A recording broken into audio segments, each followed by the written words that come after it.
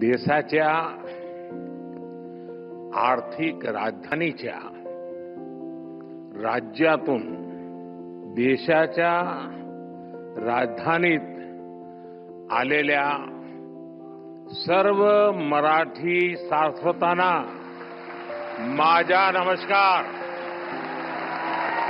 ज्ञानोबा तुकारामांच्या मराठीला आज राजधानी दिल्ली अतिशय मनापासून अभिवादन करते.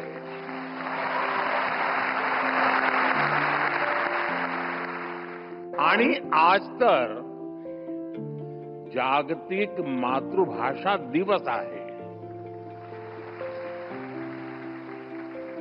तुम्ही दिल्लीतील साहित्य संमेलनासाठी दिवस सुद्धा अतिशय चांगला निवडला.